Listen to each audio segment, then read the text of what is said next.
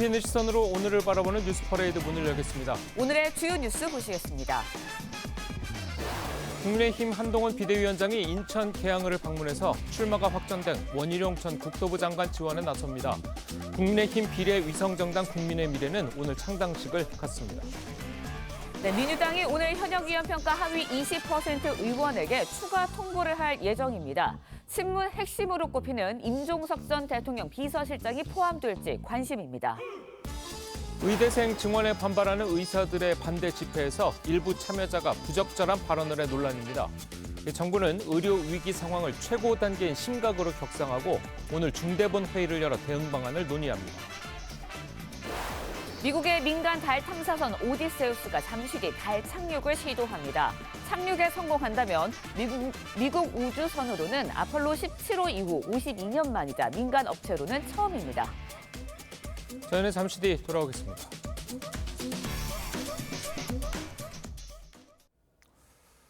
국민의힘 한동훈 비대위원장이 오늘 인천 계양을을 찾아서 원희룡 전 국토부 장관 지원에 나섭니다. 계양을은 민주당 이재명 대표와 원 전 장관의 대결이 예상돼서 이번 총선 최대 격전지로 꼽히죠. 국민의힘 비례위성정당인 국민의 미래도 오늘 창당식을 갖습니다. 신유만 기자입니다. 여당 험지로 꼽히는 서울 구로를 찾아 호준석, 태영호 후보를 응원했던 한동훈 비대위원장. 이분이 여기 꼭 이기셔서 이걸 완성하십시오. 그렇죠. 오늘은 계양을을 방문해 원희룡 전 국토부 장관과 함께 지역 유권자를 만납니다. 15일 인천 계양을에 단수 공천된 원 전 장관은 지역 공천 경쟁자였던 윤영선 전 계양을 당협위원장의 지지를 끌어냈습니다. 전 국가대표 축구선수 이천수 씨도 후원회장으로 합류했습니다. 계양 발전을 진짜로 해내는 그런 의미에서 계양의 히딩크 제가 되겠습니다. 계양을의 현역 의원인 민주당 이재명 대표의 출마 여부는 아직 정해지지 않았습니다. 국민의힘 위성정당 국민의 미래는 오늘 창당대회를 엽니다. 당대표로는 당직자가 내정됐는데 두 당이 하나라는 걸 강조했다는 평가가 나왔습니다. 국민의힘에서 제시하는 비례대표와 같은 효과를 내기 위한 방식의 운영을 할 것이라는 말씀드렸는데 그런 차원으로 국민의힘은 최소 7명의 의원을 출당시켜 국민의 미래로 당적을 옮겨 기호 4번을 받겠다는 계획입니다. TV조선 신유만입니다. 민주당이 오늘 현역 의원 평가 하위 20% 의원에 대해서 추가 통보를 할 예정입니다. 친문계로 꼽히는 임종석 전 대통령 비서실장이 명단에 포함될지가 관심입니다. 유혜린 기자입니다. 공천 신청자 하위 20% 통보를 이어온 민주당이 오늘 나머지 명단도 통보할 예정입니다.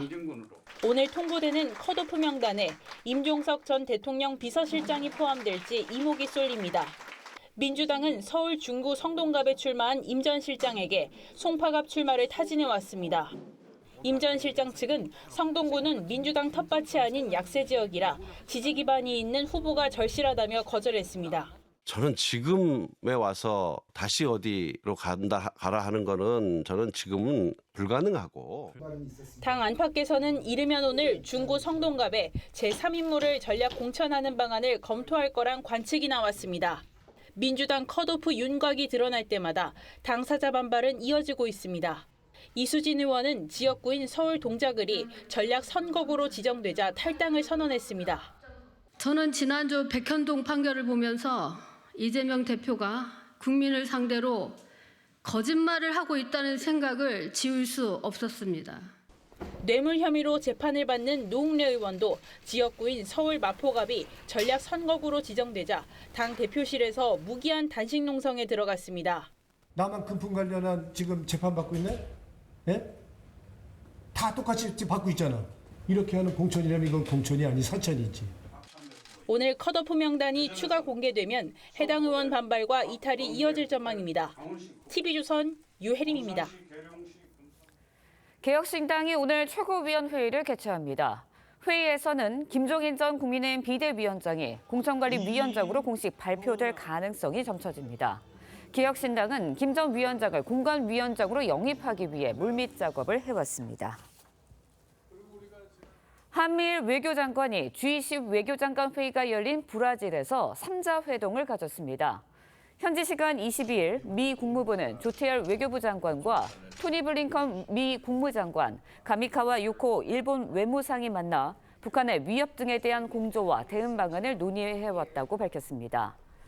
한미일 3국 외교장관 회담은 지난해 11월 이후 3개월여 만입니다.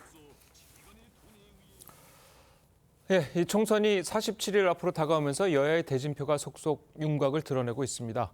공천을 둘러싼 파열음도 이어지고 있습니다. 네, 패널 두 분과 함께 정치권 소식 자세히 짚어보도록 하겠습니다. 진수희 전 새누리당 의원, 신경민 전 더불어민주당 의원 함께합니다. 안녕하세요. 네, 안녕하세요. 자, 먼저 국민의힘 이야기부터 해볼게요. 앞서서 저희가 전해드리긴 했습니다만 이 한동훈 위원장이 오늘 개항을을 찼잖아요. 자, 어떤 의미가 있고 또 어떤 메시지가 나올까요? 개항을이 아시다시피 국민의힘으로서는 엄청난 험지입니다. 그렇죠. 그런데다가 지금 민주당은 공천 파동, 공천 내용이 거의 심각한 수준에 달하고 있기 때문에 그런데 이재명 민주당 대표의 지역구이기도 한 개항을을 찾는데 아마도 한동훈 비대위원장은 비대위원장 취임 초부터 이재명 대표에 대한 최전방 공격수 역할을 자임하고 있기 때문에 오늘은 바로 이재명 대표의 지역구인 계양을에 가서 또 민주당의 최근 공천 파동과 관련한 또 한 중심에 서 있는 이재명 대표에 대한 강도 높은 비판을 이어가면서 이제 상대적으로 국민의힘의 경우에는 그 지역에 원희룡 후보와 경쟁하고 있던 윤형선 후보가 이제 사퇴하면서 단일화를 했기 때문에 그 양당의 대비 효과도 충분히 노려보려고 하지 않을까 싶습니다. 알겠습니다. 네, 국민의힘으로서는 광진, 구로, 인천 계양을 격전지이자 험지입니다. 한동훈 위원장이 가서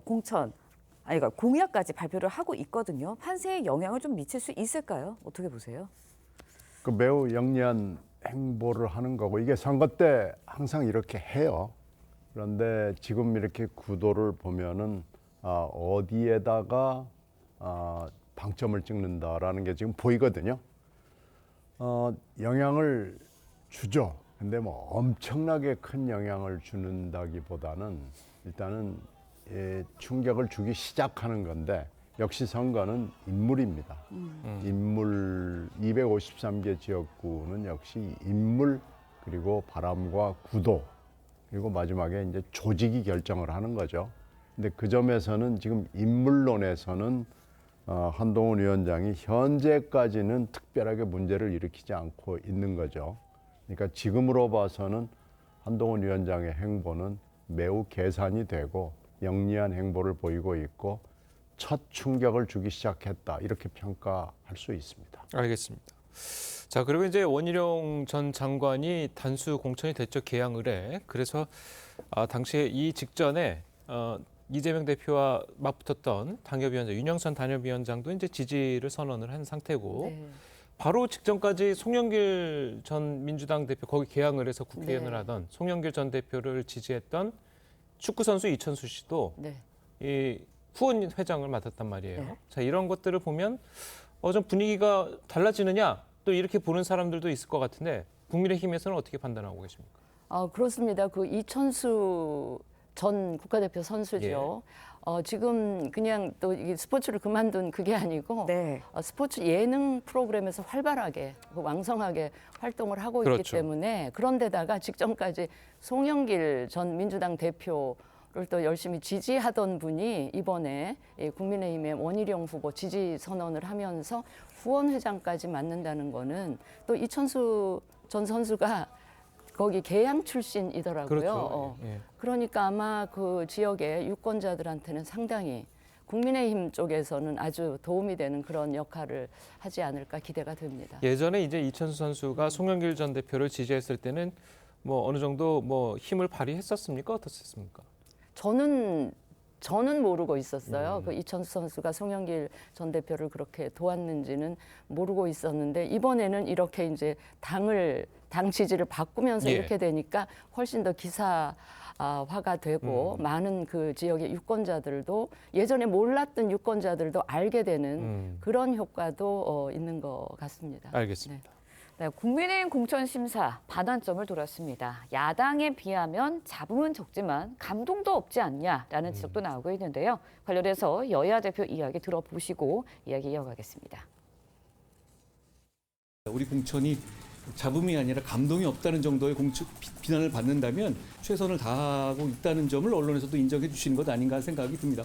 이재명 대표의 사심 가득 찬 대장동식 공천과 명백하게 비교되겠죠.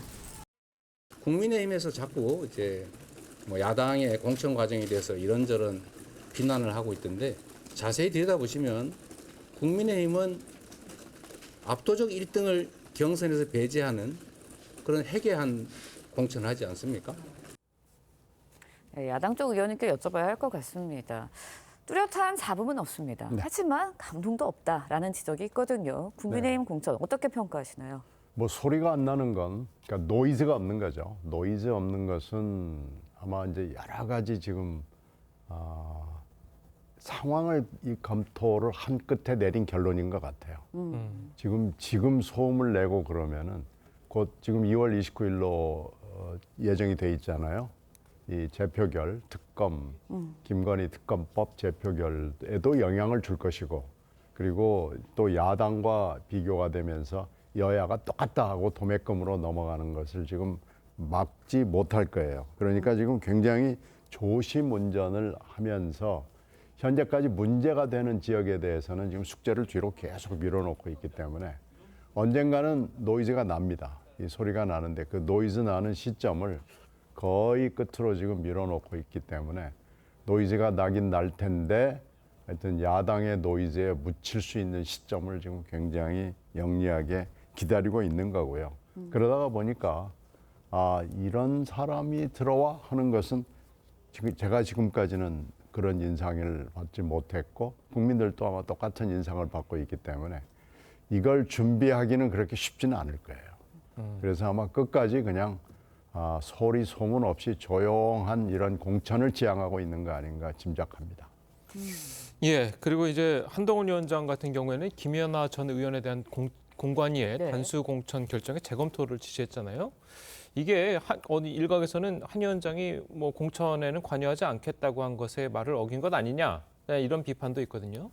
그거는 저는 적절치 않은 비판인 것 같고요. 예. 아시다시피 국민의힘은 이번 총선에 임하면서 정권 심판론의 프레임이 더 우세한 가운데 원내 170석의 제1 야당, 거대 야당과 싸워야 되는 이런 입장에서 굉장히 절박한 심정으로 이 총선에 임하고 있고 따라서 공천의 그 심사 기준도 예년에 비해 그리고 민주당에 비해 훨씬 더 높게 그 기준을 세워놓고 거기에 맞춰서 지금 심사를 해오고 있었는데 예.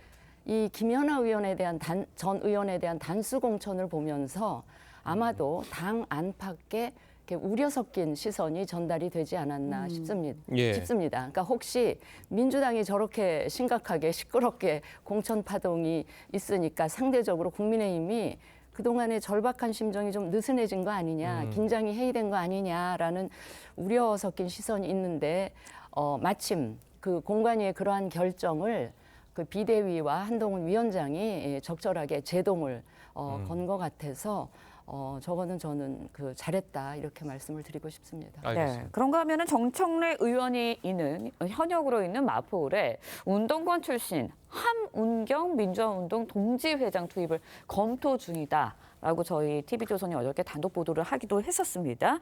적절한 카드라고 보시나요? 이게 맞는 건지는 좀 확인해 봐야 되겠어요. 그런데 만약에 이게 맞다면 이게 말하자면 자객 공천 아닙니까? 근데 자객 공천은 깜짝 공천이어야 되고 실력이 있어야 돼요. 근데 지금 멀리 군산에 있는 사람을 끌어다가 네. 마포에다가 이렇게 덜컥 놓은 거 아니에요? 그럼 자객이 길을 알까요? 길도 잘 모를 겁니다. 그래서 좀 허접한 자객인 것 같다는 일단 느낌을 받고요. 그리고 이게 맞다면 정청래 의원은 지금 김경률 자객이 왔다가 함운경 자객으로 이 자객을 중간에 바꾼다는 얘기인데 예. 정청래 의원이 뭐 관운이 좀 있는 것 같아요. 지금으로서는 그래 와라 내가 상대해 줄게 아마 이렇게 회심의 미소를 짓고 있지 않을까 생각합니다. 아니 그래도 이제 뭐 함은경 동주회장 같은 네. 경우는 예전에 이제 삼민투 위원장도 했었고 그렇죠.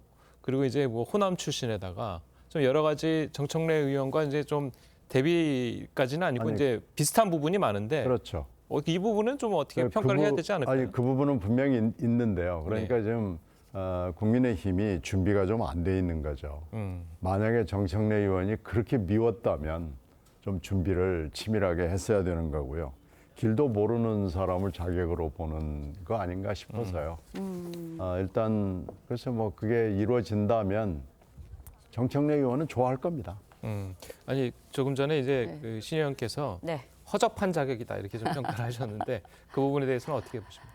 그러니까 함은경 이제 후보도 사실은 운동권 출신이잖아요. 예. 전향한 운동권 출신인데 마포울의 길은 모를 수 있어도 예. 상대 후보에 대해서는 빠삭하게 잘 알고 있을 거기 때문에 저는 공천하는 순간 굉장히 기울어 있던 선거판이 저 마포울에 이 뭐라 그럴까요? 아주 근접해지는 그런 수준까지 올라오면서 그 주민들의 시선이나 관심이 올라가면 예. 저는 저기도 그렇게까지 기울어진 결과가 나올 것 같지는 않습니다. 예, 알겠습니다. 네. 자, 계속해서 민주당 이야기도 좀 해보도록 하겠습니다. 이 사실상 컷오프된 현역 의원들의 반발이 이어지면서 이 공천 갈등이 한층 격화되는 모습인데요. 이수진 의원과 노웅래 의원의 이야기를 연달아서 들어보도록 하겠습니다. 오늘의 당대표를 만드는데 그 누구보다 열심이었습니다.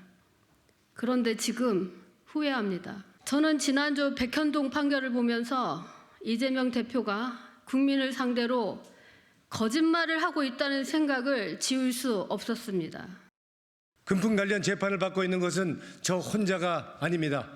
그런데 저 혼자만 전략지역으로 한다는 것은 이건 명백히 고무줄 잣대입니다. 대표에게 지도부에게 놀아나서 꼭두각시 역할밖에 하지 않은 거 아니냐.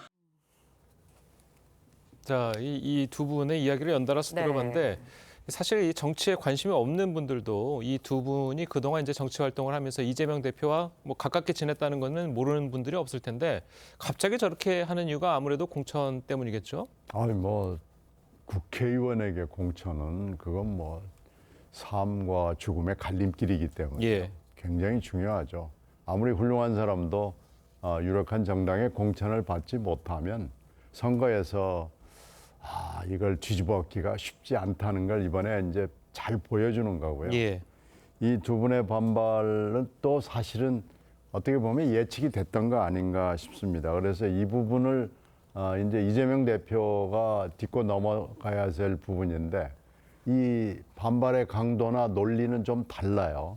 그러나 그 밑에 흐르는 본질은 똑같습니다. 이재명 대표의 약점입니다. 사법 리스크입니다. 그래서 똑같은 이 문제를 가지고 어떻게 이것을 극복해내느냐는 것은 이재명 대표에게 좀 숙제로 보입니다. 네. 알겠습니다. 비명계약서의 공천이다라는 논란이 일고 있는 상황에서 어제 발표된 단수공천 명단에 친명계 인사들이 다수 이름을 올렸거든요.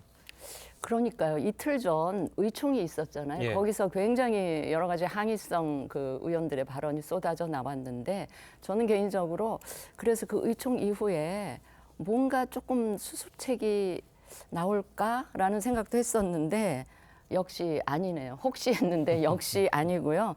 이재명 당대표 특유의 마이웨이, 마이 동풍하면서 마이웨이 하겠다라는 걸 다시 한번 그런 메시지를 보낸 것 같은데 예. 저는 민주당 공천을 보면서 제 개인적으로 어떤 의심이 들었는가 하면 공천 작업이 시작되기 한참 전에 이미 그 현역 의원들 170명 가까운 의원들을 놓고 뭐라 그럴까 성향 분석 이런 거를 해서 동그라미, 세모, 과의표 이렇게 해놓고 단수나 공천을 줄 사람, 그다음에 경선할 사람, 컷오프 할 사람 이거를 대충 분류를 해놓고 그 그림에 맞추어서 이 심사 과정을 맞추어 가고 있으면서 여기까지 오지 않았나 그런 의심을 강하게 할 수밖에 없는 지금 상황이 진행이 되고 있는데 예. 어제 저 공천 발표를 또 보면서 저는 민주당 공천이 지금 점입 가경에 가고 있구나. 그래서 뭐 저 밖에서 보고 있는 제 입장에서도 막 위태위태 조마조마한 느낌입니다. 예. 자, 사실 이 공천을 둘러싼 네. 반발이 커지면서 이 당내에서는 이재명 대표가 이선으로 후퇴해야 한다는 목소리도 나왔는데요. 자, 관련해서 이 대표는 어떻게 이야기를 했는지 직접 들어보시겠습니다. 대표님 지금 정체불명 여론조사 관련해서 비선 조직이 돌렸다 이런 지적 나오는데요. 저는 사실이 아닙니다. 그 현역 하위 20%의 비명계 몰린 거 차기 당권 노린 거란 지적 나오는데요. 뭐 툭하면 사퇴하라 소리 하는 분들이 계신 모양인데 그런 식으로 사퇴하면 아마 1년 내내 365일 대표가 바뀌어야 될 겁니다. 자, 사퇴 요구는 네. 일축을 했고 그리고 당내 반발은 환골 탈퇴를 위한 과정이다. 동의하십니까? 동의하기 어렵죠. 이런 정도의 공천 파동은 최근에 우리가 기억하는 역대 총선 중에서 드뭅니다. 이렇게 전체 253개 지역구를 놓고 이렇게 찐명과 친명과 진명을 가리는 공천은 좀 드물어요. 물론 공천 잡음이 있습니다. 있는데 이제 대표의 사법 리스크 때문에 이것이 또 불거져 나왔고 그 과정에서 여러 가지 지금 논란이 벌어지고 있고요. 그러면은 정말로 혁신이라고 그러면은 찐명과 친명 중에도 뭐 희생자라고 그럴까요? 뭐 이런 게 칼질이 있어야 되는데 예. 그런 걸 지금 의원들이 전혀 민주당 의원들이 동의를 하지 못하는 것 같아요. 그래서 지금 이런 상황은 사실은 좀 예견이 됐었던 그런 측면이 있어요. 그럼에도 불구하고 지금 경선 과정에 진입이 이미 돼 있거든요. 그래서 경선에서 일부 탈락하는 의원들도 있고 경선 과정도 결과도 보면은 우려했던 것들이 현실화되고 있는 거 아니겠어요? 이렇게 되면은 굉장히 심한 내용과 진통을 겪을 수밖에 없을 것 같아요. 네. 그런데 문제는 이제 유턴은 좀 어려워지지 않나 싶어서 예. 결국은 극한 대립으로 가는 거 아닌가라는 걱정이 있습니다. 알겠습니다. 당의 원로들도 연일 입장문을 내고 있는 상황입니다. 어떻게 보시나요? 근데 당의 원로들 입장문을 내시는데 저는 너무 늦은 것 같고요. 지금 우리 신 의원님 말씀 주셨지만 지금 딱히 수습책이라는 것도 마땅치 않아 보이는 게 지금 요 며칠 문제가 됐었던 현역 의원들의 활동 평가 그거를 이제 와서 이미 다 끝난 평가를 가지고 다시 뭐 한두 군데 되돌릴 수도 없고 그러자면 이제 그게 다 문제가 발생할 것 같은데 그러니까 이재명 대표 입장에서는 마이웨이 할 수밖에 없는 것 같기는 한데 어쨌든 그래 놓으니까 이대로 또 계속하면 이건 뭐 걷잡을 수 없이 수렁에 빠지는 상황인데 모르겠습니다. 제 상상력으로는 그 수습책이 마땅치 않아 보입니다. 예. 자, 그리고 이제 공천에서 이 안규백 전략공관위원장이 추미애, 이현주, 전현희 이 세 명을 여전사 3인방이라고 칭했습니다. 자, 그러면서 이제 수도권 전략공천 가능성도 이제 언급을 했습니다. 자, 민주당에서 이 세 분을 여전사 3인방이라고 보는 건 맞습니까? 여성이라는 뭐 공통점이 있다는 것 외에는 이 세 분의 공통점을 잘 모르겠어요. 예. 근데 이 세 분을 수도권에다가 전략 배치를 했을 때 민주당에 얼마나 플러스가 될지 이 부분에 대해서는 민주당 내에서도 고개를 갸우뚱하는 분들이 상당히 많이 있습니다. 물론 이 탁견이다라고 하는 분들이 없지는 않아요. 그런데 그분들은 주로 친명이나 찐명 쪽 분들이고 여기에서도 평가와 전망에서도 친명과 비명이 갈라지고 있거든요. 예. 그래서 이런 대목을 좀 염두에 두고 공천을 했으면 민주당이 좀 낫지 않았을까라고 생각이 되는데 예. 이미 길은 올라섰고 한참 지금 와 있고 이게 지금 마지막 단계거든요. 그러니까 좀 어려워 보입니다. 예, 알겠습니다. 네, 그런가 하면 이성윤 전 중앙지검장 이야기도 해보도록 하겠습니다. 오늘 민주당 영입 인재로 합류할 예정입니다. 당초 조국 신당에 합류할 것이다라는 관측도 있었는데 결국 민주당으로 향하고 있거든요. 어떤 역할을 할 거라고 보세요? 그러니까 이제 작은 당보다는 이제 큰 당으로 가고 싶었을 것 같고요. 아마도 하게 될 역할은 뭐 우리 다 같이 예상할 수 있듯이 윤 대통령과 한동훈 비대위원장의 과거 이제 검찰에서 있었을 때의 상황 뭐 이런 거를 이제 지적을 하면서 윤 대통령과 한동훈 비대위원장에 대한 최전방 공격수 역할을 하게 되지 않겠습니까? 예, 알겠습니다. 자, 그리고 이제 범야권 위성정당 이야기 잠깐 짚어보도록 하겠습니다. 이 민주개혁진보연합의 진보당 후보들이 당선 안정권에 배치가 됐습니다. 자, 그래서 여당에서는 민주당이 종북 세력의 국회 진입을 돕고 있다. 자, 이렇게 공세를 하고 있습니다. 이 진보당이 이제 통진당의 후신이다라는 것 때문에 저런 반응들이 나온 건데 어떻게 보십니까? 지금 이 위성정당 문제의 본질을 보여주는 사건입니다. 그러니까 연동형 비례제가 지금 좋다고 그래서 다 합의해서 지금 가고 있는데요. 연동형 비례제를 하면은 위성정당을 하지 말아야 됩니다. 그리고 위성정당이 나오면서 결국은 양대 거대 정당이 비례까지도 다 독식을 하겠다, 복점을 하겠다, 과점을 하겠다는 얘기인데 이렇게 되면은 연동형 비례제 제도의 취지는 완전히 사라져 버리고요. 결국은 거대 양당 둘이서 비례까지도 말아먹겠다는 것이고요. 이게 지금 민주당이 이렇게 앞장서서 이렇게 하는 것은 완전히 자가당착이고요.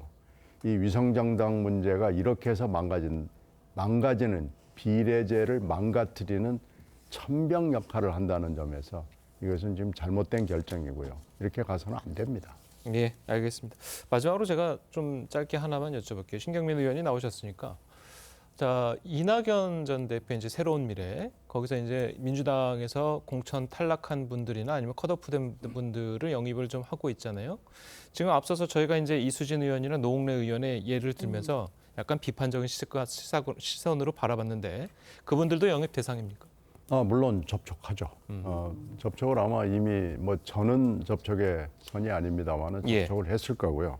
근데 이제 이분들이 무소속으로 갈 수도 있고요. 뭐 새로운 미래로 결합을 할 수도 있고 그건 이분들의 선택입니다. 그런데 지금 이런 탈락에 들어간 분들 내지는 경선으로 들어가는 분들이 나는 경선을 통해서 심판을 받아보겠다. 나는 할 수 있다. 뭐 이렇게 말씀하시는 분들이 있는데 저는 그건 무망한 희망이라고 봅니다. 그래서 다른 결정을 하는 것이 저는 맞다고 보고요.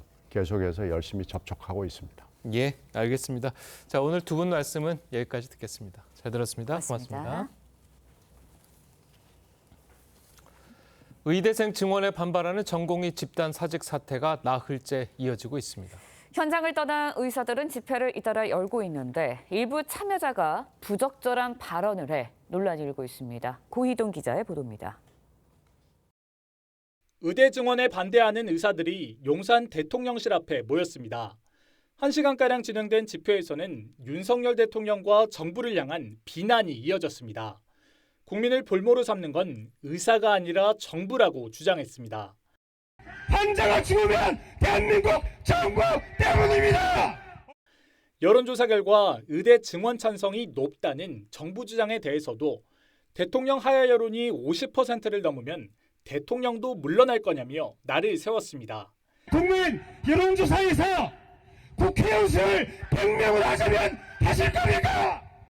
박민수 보건복지부 2차관을 향해서는 비난을 쏟아냈고 의사가 의세라면 박민수는 박민세다! 의대 증원 결정에 앞서 의료계와 협의를 거쳤다는 정부 주장에 대해 데이트 몇 번 했다고 성폭력을 해도 되냐는 과격한 표현도 쏟아냈습니다. 방송 토론에서는 지역 인재 전형 확대와 관련해 반에서 20등, 30등 하는 학생이 의대에 가는 건 국민이 원하지 않는다는 등 발언이 나와 논란이 일었습니다. 의사들의 반발로 의료 공백이 커지면서 정부는 보건의료 위기 단계를 최고 단계인 심각으로 격상하고 오늘 중대본회의에서 범정부 대응 방안을 논의할 예정입니다. TV조선 고희동입니다. 정부가 전공의 집단 사직에 업무 개시 명령과 구속 수사 등 강경 대응에 나서고는 있지만 사직서를 낸 전공의 숫자는 10,000명에 육박하고 있습니다. 서울 5대 병원의 수술 입원 일정이 줄줄이 연기되거나 취소되면서 환자가 몰린 중형 병원은 과부하가 걸리는 등 의료 현장의 혼란은 가중되고 있습니다. 황민지 기자의 보도입니다. 진료실 문 앞에 A4 용지 한 장. 의료 공백으로 진료가 3시간 이상 지연될 예정이니 간호사들에게 폭언과 욕설을 삼가해달라고 써 있습니다. 대형 병원 산부인과 교수가 붙인 호소문입니다. 사직서를 낸 전공의는 현재까지 9,275명, 주요 병원 수련의 74%가 병원을 떠났습니다. 휴학계를 낸 의대생도 18,793명, 전체 의대생 10명 중 6명입니다. 정부는 전공의 6,038명에게 업무 개시 명령을 내리고 이들의 답을 기다리고 있습니다. 대화로 문제를 풀자고 호소하며 전공의들의 요구에 귀를 기울이겠다고 약속했습니다. 열악한 전공의 수련 환경 개선, 지금보다 일과 삶의 균형이 더 개선되고 사법 부담이 완화된 환경에서 여러분이 소신껏 일할 수 있도록. 하지만 의대 증원은 타협의 여지가 없다는 점을 분명히 했습니다. 현재 우리나라의 의대 정원은 30년 전인 1994년보다도 적습니다. 온 국민이 저는 현재 압도적으로 지지하고 있다 이렇게 생각합니다. 고령화 시대에 의료 수요가 크게 늘어나는 만큼 의사 수가 늘어도 지금 전공의들이 해야 할 일은 많다고 정부는 강조합니다. TV조선 황민지입니다. 전해드린 대로 어제 열린 의사단체의 항의 집회에서는 정부를 향한 거친 발언들이 쏟아져 나왔습니다. 네, 관련 내용 장윤미 변호사, 송영훈 변호사와 함께 자세히 짚어보도록 하겠습니다. 안녕하세요. 안녕하세요. 자, 이 의사단체 집회에서 의대생 증원을 성폭력에 이제 비유를 하거나 환자가 사망하면 정부 때문이다. 이런 이야기가 좀 나오고 있습니다. 이런 것들을 보면은 좀 어떤 생각들이 드십니까? 네, 어제 상당히 과격한 발언들이 나왔죠. 예. 서울시 의사회가 어제 오후 7시에 용산 대통령실 앞에서 걸기대회를 열었는데요. 이 자리에서 이제 서울시 의사회 좌훈정 정책이사가 이런 발언을 했다고 전해지고 있습니다. 우선 환자가 죽으면 정부 때문이다 라는 얘기가 있었고, 그다음에 박민수 보건복지부 2차관을 향해서 반말로 우리가 언제 의대 정원 늘리자고 동의했느냐, 내 말대로라면 데이트 몇 번 했다고 성폭력해도 된다는 말과 똑같지 않느냐, 이런 발언들이 있었다고 합니다.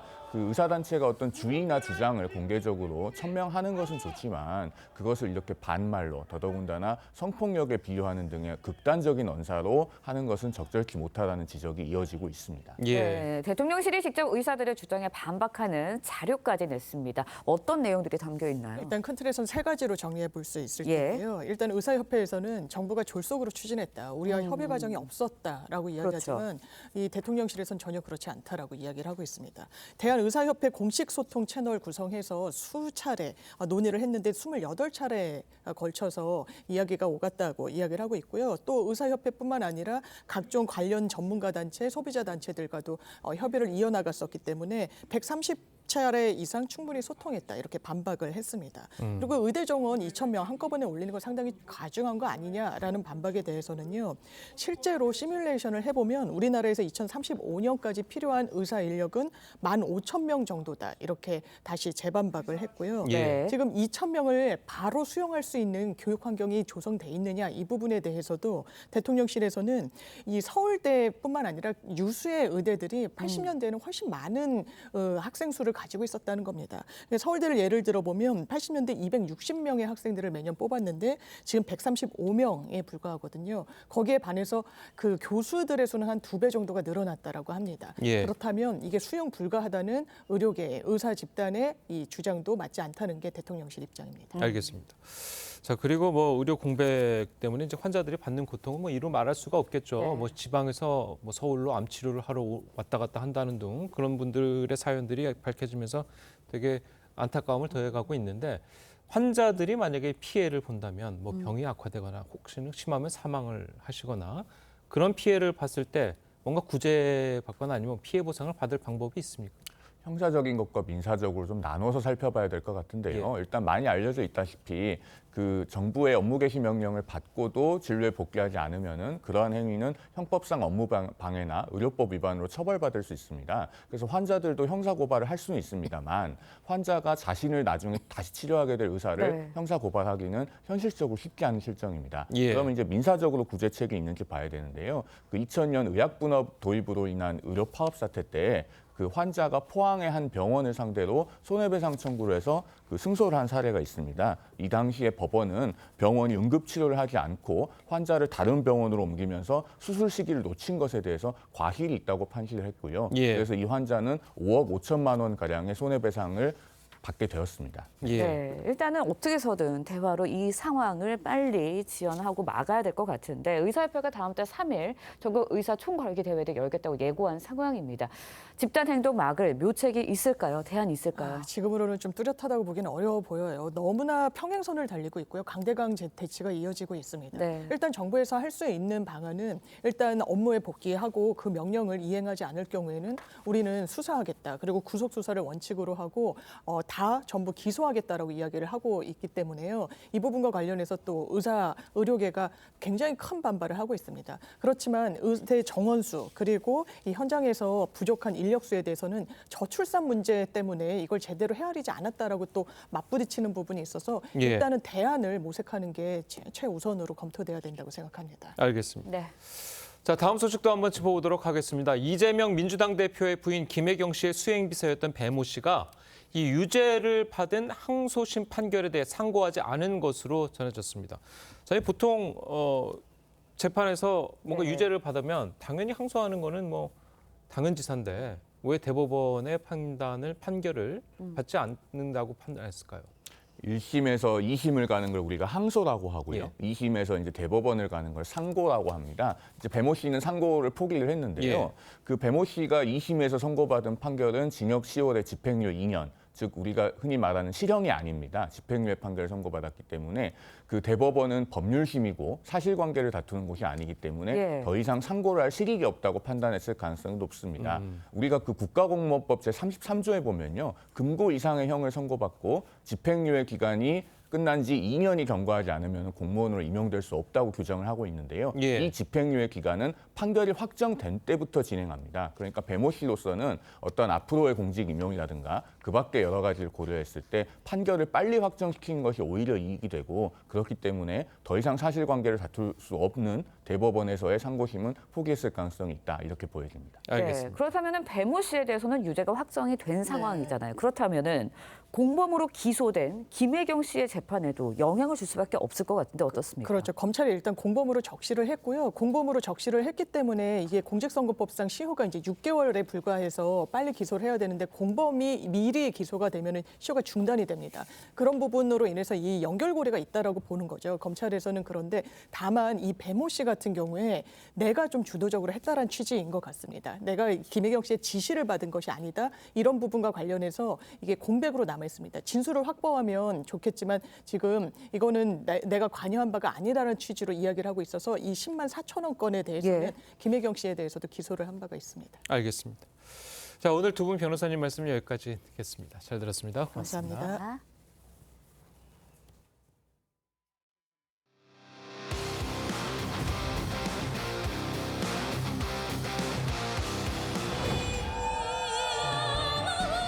왜 이렇게 잘해?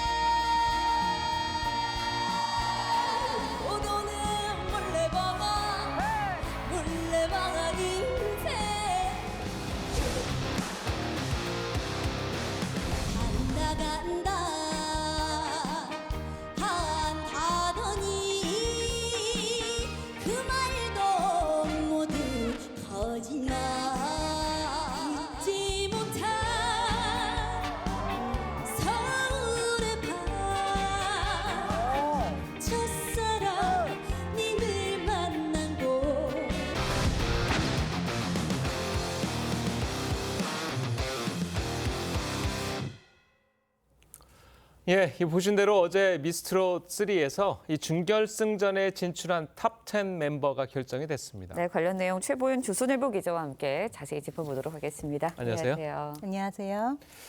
자, 먼저 이야기 나누기 전에 이 5라운드 2차전 라이벌 매치에서는 MG 맞대결이 펼쳐졌는데 나영과 김소연의 무대 먼저 만나보시겠습니다. 사랑한다고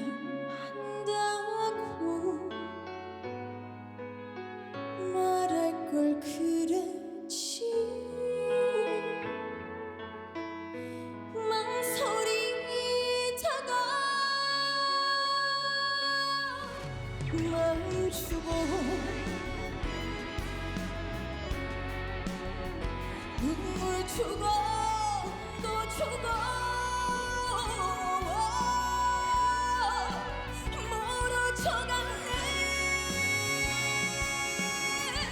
누구나 한 번쯤 사랑에 울고 그 사랑에 웃기도 하지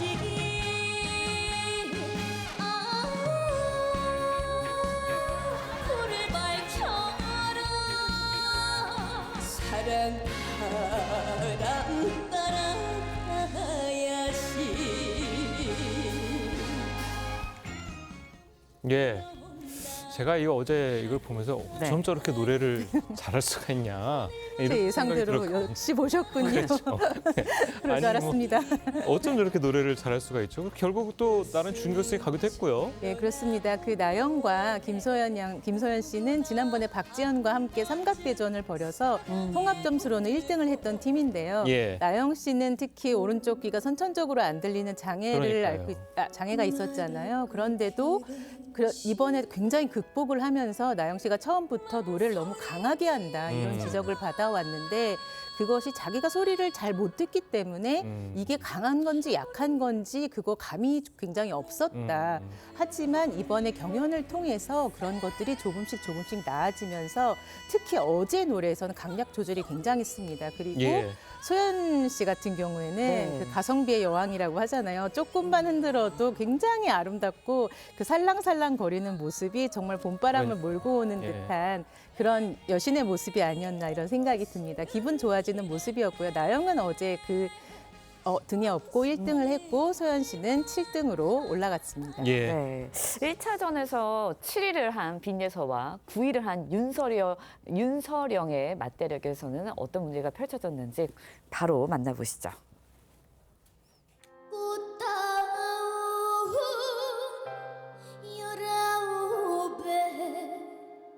현재 찍고 시집왔어 너무나 고맙습니다 어머님 사랑합니다 돌고도는 몰래방아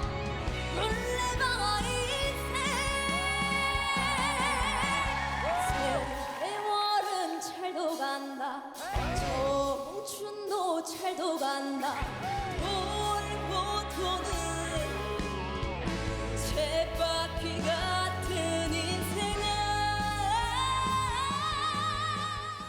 네, 사실 트롯 신동 천재하면 빈예서 양이잖아요. 근데 윤서령 양이랑 같은 무대를 섰어요.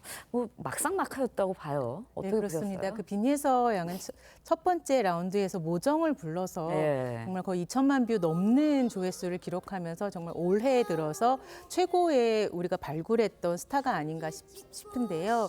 이번에 또 어머님 사랑합니다라는 노래를 불러서 어제 밤에 영상이 올라왔더라고요. 밤새 또 많은 분들이 조회를 하셨어요. 그래서 예서 때문에 본다, 예서양 때문에 너무 많이 울었습니다. 이런 댓글들이 굉장히 많았습니다. 예. 그래서 마음을 울리는 노래는 정말 나이가 상관없다는 걸 다시금 일깨워준 무대였고요. 윤서령 씨는 저 건물을 5일 만에 익혔다고 합니다. 굉장히 재주가 많은 분 같아요. 그래서 나중에 연기자를 해도 어제 무대를 보면서 완성도가 굉장히 높아서 저런 뮤지컬이나 아주 사극을 보는 듯한 그런 그러니까요. 느낌이었거든요. 예. 그래서 연기까지 해도 굉장히 잘하지 않을까 그런 생각까지 드는 무대였습니다. 복장도 되게 잘 어울렸었어요. 예, 그렇습니다. 그런 아이디어도 굉장히 좋은 것 그러니까요. 같아요. 그래서 둘 다 탑10에 올라가는 그런 영광을 안았습니다. 알겠습니다. 자, 그리고 어제 이제 정슬과 곽지은의 맞대결에서도 가장 큰 반전의 무대가 펼쳐졌다고 합니다. 반전의 주인공 누구일지 영상으로 만나보시겠습니다. 내운이 춤을 추는 서울의 밤거리 어디서 들려오는 사랑의 속삭임이 내 맘 울리네 잊지 못한 서울의 밤 첫사랑 님을 만난 곳 바닷가에서 모두 막 집을 짓고 사는 어릴 적의 친구 젊은 날 뛰는 가슴 한번 수평선까지 달려나가는 꽃을 높이 얹자 거친 바다를 달려라 여길만 친구야. 자, 지금 나오는 게 곽지은 씨. 1차전에 떨어질 뻔했었잖아요. 네, 어제 대반전이었습니다. 그러니까요. 그리고 박지은 씨가 워낙 노래를 잘하고 또 장윤정 마스터의 제자로 알려져 있어서 사람들이 관심이 많긴 했는데 예. 어제 그 관객 점수에 거의 몰표를 받았습니다. 300점 중에 292점을 받았는데요. 아마 방송을 보시면서 같이 박수를 치시면서 뭔가 한 잔 생각난다 이러시는 분들도 있었을 것 같아요. 속 시원한 그런 보컬이 파워풀한 보컬이 굉장히 특징이었고요. 그리고 정슬은 그 장윤정 마스터가 말했듯이 이렇게 춤을 추면서 보컬이 되는 건 아마 미스터 트로트의 박지현과 정슬밖에 없을 것이다라고 했을 정도로 예. 그렇게 춤을 추는데도 안정감 있는 목소리를 내기가 굉장히 어렵거든요. 근데 그러니까. 굉장히 완성도 있는 무대를 펼치면서 함께 탑10에 올라가는 그런 기염을 토하기도 했습니다. 알겠습니다. 네, 그런가 하면은 미니 결승전 무대로 주목을 받았었어. 정서주 씨, 오유진 씨, 좋은 성적으로 준결승전에 안착을 했어요. 네, 그렇습니다. 뭐 지금 둘 다 진 후보라고 해도 그렇죠. 과언이 아닌데요. 정서주 씨는 그 나훈아의 그 물레방아 도는 대로 아주 회심의 일격을 했습니다. 그리고 오유진 양은 너무 그냥 가만히 있어도 귀엽잖아요. 그렇죠. 그래서 많은 사람들에게 그런 사랑을 받으면서 또 한꺼번에 올라가서 역시 올라갈 사람들은 올라가는구나 이런 또 생각을 하게 만들었습니다. 예, 알겠습니다. 자, 오늘 말씀은 여기까지 듣겠습니다. 잘 들었습니다. 고맙습니다. 네, 지난 15일 발사된 미국 민간 달 탐사선 오디세우스가 잠시 후면 달 착륙을 시도합니다. 성공하면 미국 우주선으론 52년 만이자 민간 업체로는 사상 최초 기록을 세우게 됩니다. 이정민 기자의 보도입니다. 3, 2, 1, ignition, and liftoff. 현지 시간 15일 미국 플로리다의 케네디 우주센터에서 팰컨 9 로켓에 실려 발사된 민간 달 탐사선 오디세우스. 미 우주기업 인투이티브 머신스가 민간 기업 최초로 달 착륙 탐사 도전에 나선 겁니다. 오디세우스는 7일 동안 우주 비행을 거쳐 달 표면에서 97km 떨어진 달 궤도에 진입했습니다. 이후 고도를 천천히 낮춰 우리 시간으로 오늘 오전 7시 49분쯤 달 표면에 내릴 예정이었는데 8시 24분으로 미뤄졌습니다. Some people have likened it to hitting a golf ball in New York and having it go into a particular hole in one in LA. 오디세우스는 달의 남극 근처 분화구인 말라퍼트 A 지점에 착륙할 예정입니다. 착륙 과정은 미 항공우주국 나사 등을 통해 생중계됩니다. 공중전화 부스 크기의 오디세우스에는 탐사 장비 6개가 실려 있고 2026년 예정된 나사의 달 탐사 프로젝트에 앞서 달 토양 등 환경을 조사하는 임무를 수행합니다. It's going to be a scout for us because next year we're going to the moon with humans. And about 2 years from now, we will land on the moon. First time in over a half century. 달 착륙에 성공할 경우 오디세우스는 1972년 12월 아폴로 17호 이후 52년 만에 달에 도달한 미국 우주선이자 민간 업체로서는 최초의 성공 기록을 갖게 됩니다. TV조선 이정민입니다. 남미 베네수엘라의 한 금광이 무너지면서 최소 15명이 숨지고 11명이 다쳤습니다. 지역 주민들이 생계를 위해 불법으로 운영되던 광산에서 일하다 참변을 당한 건데 흙 속에서 매몰된 사람이 많아 희생자는 더 늘어날 것으로 보입니다. 서영일 기자의 보도입니다. 금을 캐던 인부들이 흙벽을 쳐다봅니다. 잠시 뒤 불안함 속에서 자리를 피하려는 순간 흙벽이 무너지면서 순식간에 이들을 덮칩니다. 현지 시간 21일 베네수엘라 동부 볼리바르의 라파라구아 지역에서 불법으로 운영되던 한 금광이 무너졌습니다. Hasta el momento tenemos 15 fallecidos y 11 heridos. Tenemos 2 helicópteros en la labor para sacar a los afectados de la mina. 사고 당시 현장에는 200여 명의 인부가 일하고 있었던 것으로 전해졌는데 부상자와 매몰자가 많아 인명피해는 더 커질 것으로 보입니다. Logramos y se salvaron unos cuantos y hay unos cuantos heridos, pero hay una cantidad de muertos todavía que no los han sacado, que están allá enterrados todavía y están sacando, creo yo, todavía, pues. 작업장엔 변변한 안전시설도 없었습니다. 문제는 주민들이 생계를 위해 광산으로 떠난다는 점입니다. Fue a buscar el sustento de sus hijos, el sustento de su hogar. Porque aquí en La Paragua no hay una empresa donde uno puede decir voy a trabajar, voy a sustentar a mis hijos, voy a sacar a mis hijos adelante.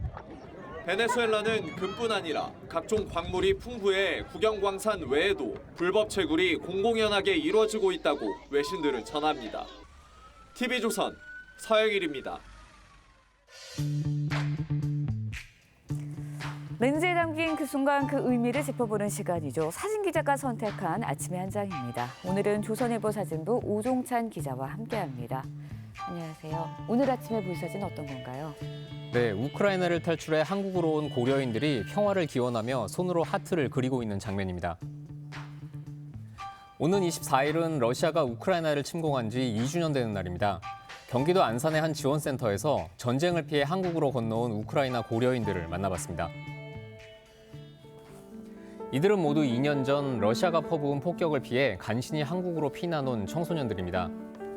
또래 아이들처럼 밝아야 할 나이지만 전쟁의 기억 때문인지 어딘가 굳어있는 표정이었습니다. 고려인 3세, 4세인 이들은 어렵게 탈출해서 한국행을 선택했는데요. 할머니와 함께 건너온 한 소녀는 소중한 가족들이 함께 올 수 없었던 게 가장 아쉽다고 말했습니다. 전쟁을 피해 건너온 낯선 땅에서 몸과 마음이 많이 힘들었을 것 같은데요. 2년째 전쟁을 겪고 있는 우크라이나의 현지의 모습 어떤가요? 네, 현지에는 전쟁과 함께 복구가 더디게 진행되고 있는데요. 전쟁 초기와 현재의 모습을 비교하는 사진들 함께 보시죠. 왼쪽이 전쟁 초기 러시아 폭격으로 파괴된 하르키우 시청의 모습인데 현재는 잔해가 치워져 있습니다. 2022년 3월 오데사 거리는 대전차 장애물로 막혀 있었는데 지금은 모두 사라졌습니다. 러시아의 미사일 공격으로 파괴됐던 리비우의 한 아파트는 현재 일부 복구가 진행되고 있었습니다. 계속되는 전쟁 속에 많은 젊은이들이 소중한 목숨을 잃었습니다. 하루속히 우크라이나에 평화가 찾아왔으면 좋겠습니다. 지금까지 아침의 한 장이었습니다. 오늘도 흐린 날씨가 이어지겠습니다. 오늘 오전까지 강원과 충청, 이남을 중심으로 눈과 비가 내리겠습니다. 현재 제주 산간으로만 대설특보가 남아있는 가운데 모레까지 눈이 내리겠는데요. 앞으로 제주 산지에 5에서 10cm, 강원 영동과 경북 북부에도 1에서 5cm의 눈이 더 내리겠습니다. 한편 동해상과 남해상, 제주 해상으로는 풍랑특보가 내려진 가운데 내일까지 물결이 높게 일겠습니다. 동해안과 제주 해안으로는 너울성 파도까지 밀려오겠습니다. 오늘 한낮 기온 어제보다 1도에서 5도 정도 높겠습니다.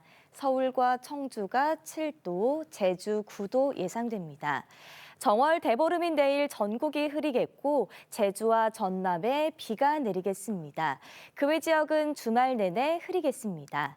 다음 주는 뚜렷한 눈비 소식 없이 대체로 맑은 날씨가 예상됩니다. 날씨였습니다. 금요일 아침 뉴스 퍼레이드는 여기서 마치겠습니다. 네, 저희는 다음 주 월요일 아침 7시 30분에 다시 찾아뵙겠습니다. 시청해주신 여러분 고맙습니다.